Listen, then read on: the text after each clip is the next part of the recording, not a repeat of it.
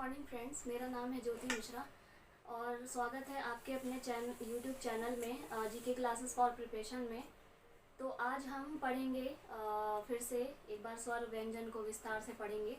ठीक है, पिछली कक्षाओं में हमने पढ़ा था कि स्वर व्यंजन के बारे में, कि स्वर क्या होते हैं, व्यंजन क्या होते हैं। स्वर जो होते हैं स्वतंत्र रूप से बोले जाते हैं और व्यंजन स्वर की सहायता से बोले जाते हैं। ठीक है, और अन्य भी परिभाषा थी कि जैसे एक सिंपल एक कहें तो साधारण भाषा में कि स्वतंत्र रूप से स्वर बोले जाते हैं और स्वर की सहायता से व्यंजन बोले जाते हैं, यानी कि व्यंजन स्वतंत्र नहीं होते।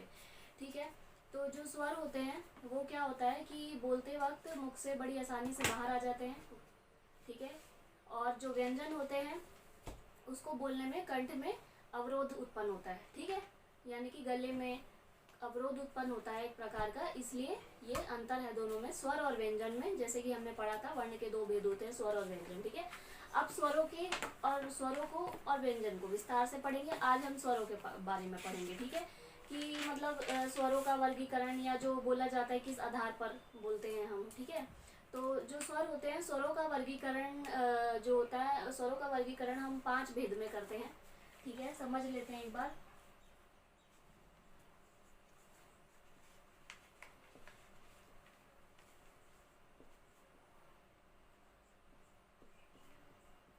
स्वरों के 5 भेद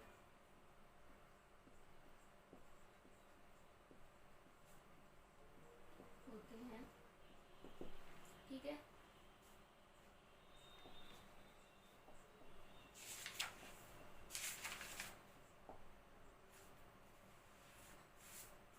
इन 5 भेदों को समझ लेंगे अच्छे से। ठीक है, जैसे एक होता है हमारा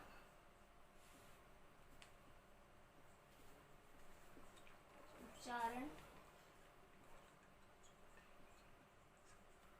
अवधि के आधार पर होता है।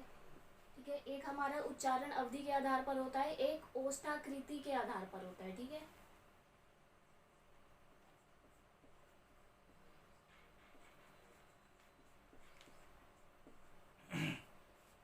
ओष्ठाकृति के आधार पर होता है।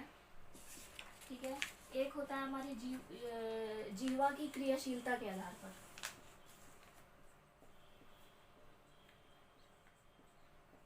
जीवा की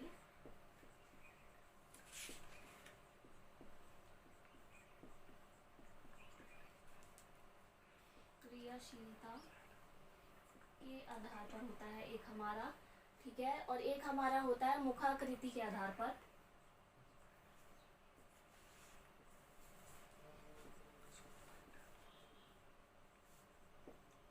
के आधार पर। ठीक है, एक हो गया हमारा मुखाकृति के आधार पर, एक होता है हमारा नासिका के आधार पर। ठीक है,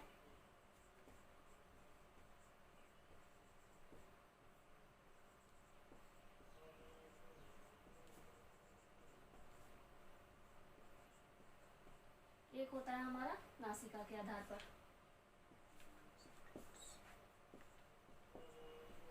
तो स्वरों को हम 5 भेदों में बांटते हैं। एक होता है उच्चारण अवधि के आधार पर, यानी कि जब आप प्रोनाउंसिएशन करते हैं, बोलते हैं, तो कुछ वर्ण बोलने में थोड़ा समय लगता है, कुछ वर्ण बोलने में ज़्यादा समय लगता है, तो वही है उच्चारण के आधार पर।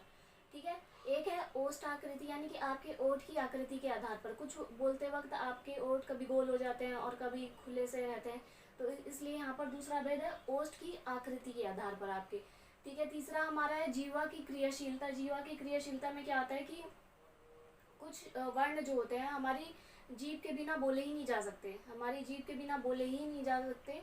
ठीक है, तो उसमें जीवा का होना आवश्यक होता है, उसी के द्वारा ही, जीवा के द्वारा ही, वो जीवा की मदद से ही वो वर्ण बोले जाते हैं। अब मुखाकृति में क्या होता है, मुखाकृति में क्या होता है, जो आपका मुख है, ठीक है, उसकी आकृति के आधार पर यहाँ पर वो वर्ण आए हैं कि जब उन वर्णों का प्रयोग करते हैं तो मुख की आकृतियां किस प्रकार की होती हैं। ठीक है, उस मुख आकृति में उन वर्णों का जिक्र है। ठीक है, और नासिका के आधार पर, नासिका में कुछ शब्द देखेंगे आप, कुछ वर्ण होते हैं जो नासिका से निकलते हैं और कुछ मुंह से निकलते हैं। ठीक है, तो वो उसमें नासिका के आधार पर वो वर्ण आ जाते हैं।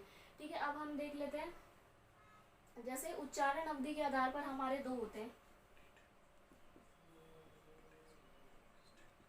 एक लघु स्वर होता है, दूसरा होता है हमारा दीर्घ स्वर।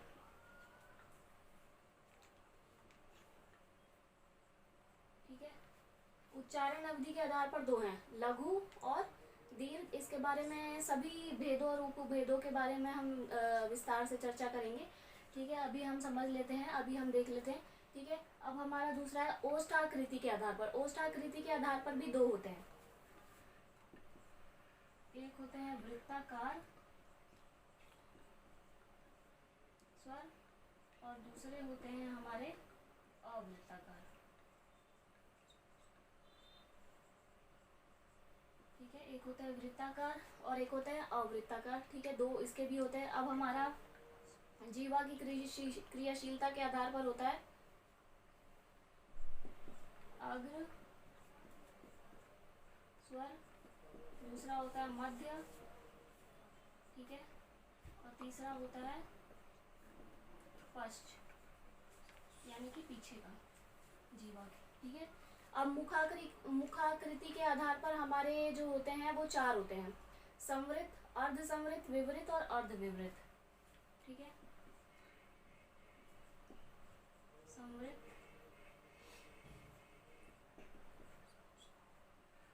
अर्ध संवृत, ठीक है, तीसरा हमारा है विवृत, और चौथा अर्ध विवृत।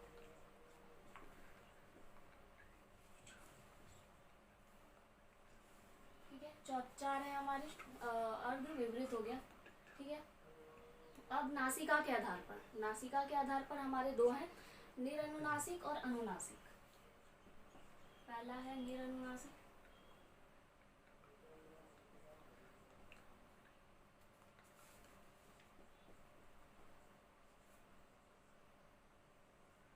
और दूसरा अनुनासिक।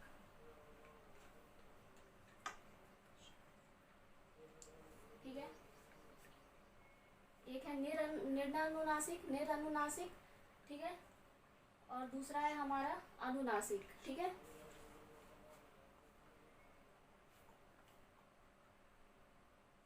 निरनुनासिक। ठीक है, अब ये हमारे हैं उच्चारण अवधि के आधार पर लघु स्वर और दीर्घ स्वर। उच्चारण के आधार पर लघु और दीर्घ, इसके दो उपभेद हैं। ओष्ठाकृति के आधार पर वृत्ताकार और अवृत्ताकार है। ठीक है, जीवा की क्रियाशीलता के आधार पर अग्र, मध्य और पश्च है। ठीक है, और मुख आकृति के आधार पर आपके चार हैं, संवृत, अर्ध संवृत, विवृत, अर्ध विवृत। ठीक है, और पांचवा है नासिका के आधार पर, तो इसका है निरनुनासिक और अनुनासिक। ठीक है, इस आधार पर ये दिए हुए हैं। ठीक है, आप चाहें तो इसका स्क्रीनशॉट ले सकते हैं इन भेदों और उपभेदों का। इसको हम आगे विस्तार से अभी पढ़ते हैं इस बारे में।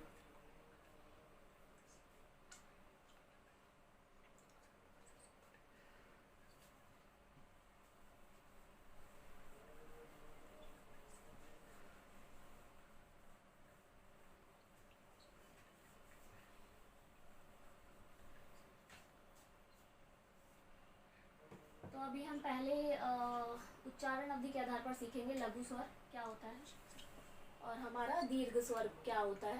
ठीक है, तो ध्यान दीजिए, यहाँ पर बहुत इजीली आपको समझ में आ जाएगा। लघु स्वर, लघु से ही पहले जब कोई भी शब्द दिया हो, पहले आप उसके शब्द पे गौर किया कीजिए कि शब्द का मतलब क्या है। लघु का मतलब क्या होता है, छोटा, तो यानी कि वे स्वर जिनके उच्चारण में कम समय लगे। ठीक है, लघु यानी छोटे वर्ण होते हैं और छोटा वर्ण है तो कम समय ही लगेगा। ठीक है, तो वे स्वर जिनके उच्चारण में कम समय लगता है उन्हें क्या कहते हैं, उन्हें लघु स्वर कहते हैं। ठीक है, जिनके उच्चारण में, हमेशा याद रखिएगा, आप चाहें तो परिभाषा लिख सकते हैं कि वे स्वर जिनके उच्चारण में कम समय लगता है, ठीक है, वे क्या होते हैं, लघु स्वर होते हैं। जैसे देख लेते हैं कौन से होते हैं। अ होता है, छोटी ई होती है, छोटा ऊ होता है, और री से ऋषि होते हैं। ये 4 हैं हमारे जो लघु वर्ण है। हमेशा याद रखिएगा जो लघु वर्ण में 4 वर्ण आते हैं हमारे, अ, छोटा ई, छोटा ऊ और री से ऋषि। ठीक है, तो अब देखिए जो हमारे लघु स्वर हैं इसको और किस नाम से जाना जाता है। लघु स्वर को हम मूल स्वर भी कहते हैं। ठीक है, मूल स्वर, ह्रस्व स्वर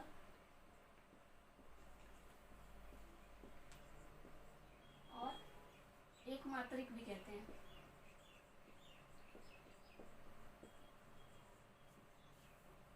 एक मात्रिक स्वर भी कहते हैं। ठीक है, मूल स्वर क्यों होते हैं? क्योंकि इन्हीं वर्णों से मिलकर बाकी के दूसरे वर्ण बने होते हैं। इन्हीं मूल स्वरों से मिलकर, ये मूल इसलिए होते हैं क्योंकि इन्हीं वर्णों से मिलकर बाकी के दीर्घ स्वर या कहिए व्यंजन इन्हीं से निर्मित होते हैं। आप कोई भी व्यंजन, कोई भी वर्ण देखेंगे तो वो इन्हीं मूल स्वरों से बने होते हैं। ह्रस्व स्वर क्योंकि ये छोटे होते हैं, कम समय लगता है, इसलिए एक मात्रिक, एक मात्रा के होते हैं।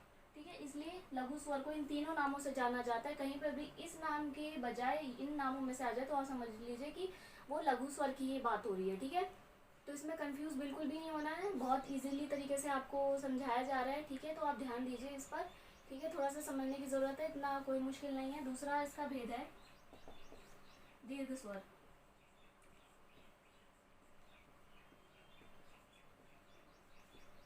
तो दीर्घ से क्या जान पड़ता है, यानी कि बड़ा, लंबा, है ना। तो वे स्वर जिनके उच्चारण में क्या होता है, अधिक समय लगे। दीर्घ कोई वर्ण है तो जाहिर सी बात है कि ज़्यादा ही समय लगेगा। तो वे स्वर जिनके उच्चारण में अधिक समय लगता है, ठीक है, तो उसे क्या कहते हैं हम? दीर्घ स्वर कहते हैं। ठीक है, अब लघु स्वर की तुलना में दीर्घ स्वर बड़े होते हैं। ठीक है, लघु में थोड़ा सा वक्त लगता है, उससे थोड़ा सा डबल टाइम हमारे दीर्घ स्वरों में लग जाता है। अब जैसे उदाहरण के लिए देख लेते हैं,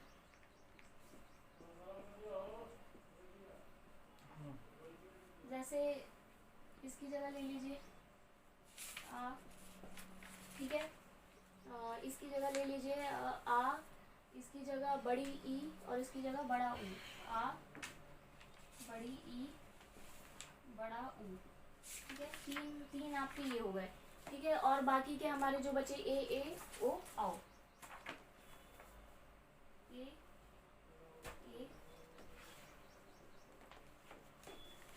ओ आओ। ठीक है, अब देखिए ये आपके जो 3 हैं ये कौन से हैं वर्ण? ये आपके हैं सजातीय, सजातीय वर्ण है। ठीक है, सजातीय वर्ण क्यों है ये? क्योंकि ये इसकी सहायता से बने हुए हैं। ठीक है, इन्हीं की सहायता से आगे के वर्ण बने जाते हैं। तो ये सेम है, क्योंकि ये तीनों क्यों सेम है? क्योंकि ये एक ही वर्ण से, मतलब एक दूसरे के समान वर्णों से मिलकर बने। देखिए आ जैसे बना है, आ से मिलकर, ई बना है, ई से मिलकर, ऊ बना है, ऊ से मिलकर। तो ये समान वर्णों से ही मिलकर बने हैं, इसलिए इन्हें सजातीय वर्ण कहते हैं। अब विजातीय वर्ण कौन से होते हैं? ये हमारे चारों विजातीय वर्ण हैं।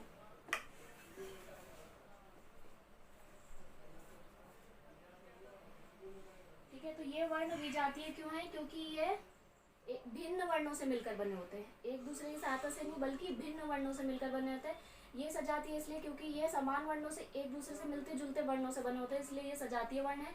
ये विजातीय वर्ण इसलिए क्योंकि ये भिन्न वर्णों से मिलकर बने होते हैं। ठीक है, तो ये अंतर है दोनों सजातीय वर्णों में और विजातीय वर्णों में।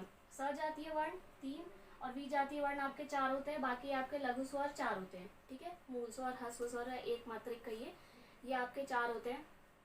अब जो कि हम बात कर रहे हैं कि भिन्न स्वरों से मिलकर बने हैं, तो इसको एक बार देख लेते हैं कि भिन्न स्वरों से मिलकर कैसे बने हैं। ठीक है,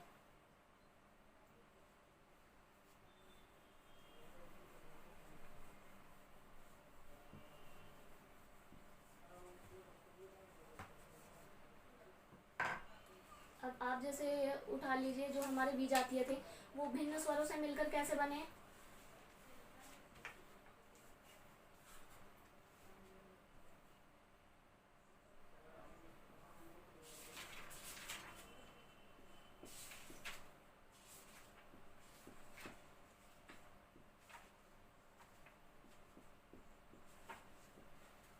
अब देखिए अ और आ तो दोनों में ही आएगा। ठीक है, मूल यही है जिससे ये मिलकर बने हैं।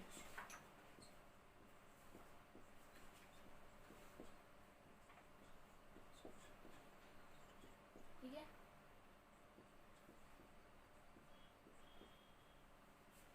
ठीक है। तो ए किससे मिलकर बना होता है हमारा? ई, और छोटी ई कहिए या बड़ी ई कहिए। बड़ा ए किससे मिलकर बनता है? छोटा ए और बड़े ए से मिलकर बना होता है। ठीक है, ओ किससे मिलकर बना होता है? ओ हमारा मिलकर बना होता है ऊ से, ऊ या बड़े ऊ। और औ किससे मिलकर बना होता है? ओ और औ से। ठीक है, तो देखिए इन वर्णों का निर्माण कैसे होता है। ए बनता है हमारा, देखिए अ या आ के बाद या छोटा ई या ई आ जाता है तो क्या बनता है हमारा? छोटा ए बनता है। बड़े ए में क्या होता है?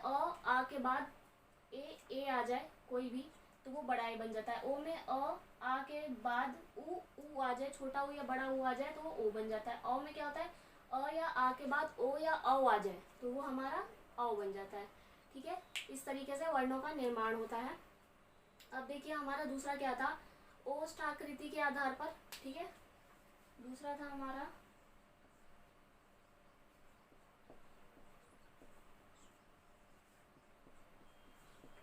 ओष्ठाकृति के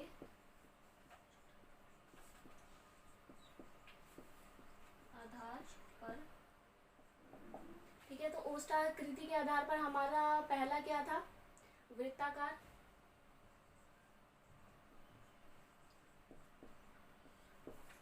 वृत्ताकार था। ठीक है, तो इस वृत्ताकार में क्या होता है? वे स्वर जिनके उच्चारण में होंठ वृत्त के समान गोल हो जाते हैं। क्या होता है वृत्ताकार में? कि वे वर्ण या वे स्वर जिनके उच्चारण में क्या हो जाता है? होंठ वृत्त गोल हो जाते हैं। आपके होंठ गोल हो जाते हैं, जैसे जैसे छोटा ऊ, बड़ा ऊ, ओ और औ। ठीक है, आप बोल के देख सकते हैं, आपके होंठ गोल हो जाएंगे ऊ ओ। ठीक है, तो वे स्वर जिसके उच्चारण में होंठ गोल या वृत्त हो जाए वो क्या होते हैं? आपके वृत्ताकार स्वर होते हैं। दूसरा है अवृत्ताकार।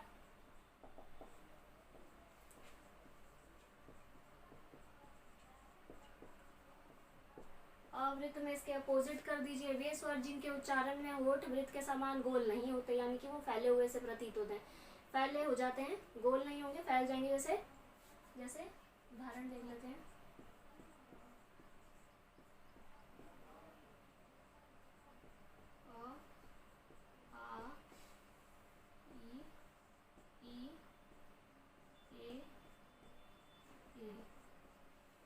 ठीक है, और इसमें एक हमारा री से ऋषि वाला भी आ जाता है। ठीक है, आ इसमें आपके होंठ वृत्त नहीं होंगे, गोल नहीं होंगे, फैले हुए होंगे। आ ई ए री से ऋषि, तो इसमें आपके होंठ गोल नहीं होते, तो वृत्ताकार के इसको अपोजिट ले लीजिए। ठीक है, वृत्ताकार से भिन्न क्या हो गया हमारा? अवृत्ताकार। ठीक है, उसके विलोम में वृत्ताकार में गोल होते हैं, अवृत्ताकार में कैसे होते हैं? फैले हुए से होते हैं। ठीक है, तो ये बहुत इजी है क्योंकि इनके नाम से ही स्पष्ट है कि क्या हो सकता है। नाम से ही स्पष्ट हो जाता है, वृत्ताकार है तो गोल है, अवृत्ताकार है तो फैले हुए हैं, लघु है तो छोटा है यानी कि एक मात्रा के वर्ण है, और दीर्घ है तो दो मात्रा के वर्ण है, या लघु की तुलना में बड़े थोड़े वर्ण आ जाते हैं। ठीक है, तो आज के लिए इतना ही। बाकी के जो उपभेद हैं यानी कि अग्र स्वर, मध्य, पश्च, जीवा के आधार पर जो है, संवृत, मुखाकृति के आधार पर या नासिका के आधार पर, अनुनासिक, अनुनासिक, इनको हम अगली कक्षा में पढ़ेंगे। ठीक है, तो आप अपने चैनल को लाइक, सब्सक्राइब, कमेंट करना ना भूलें और शेयर भी करें।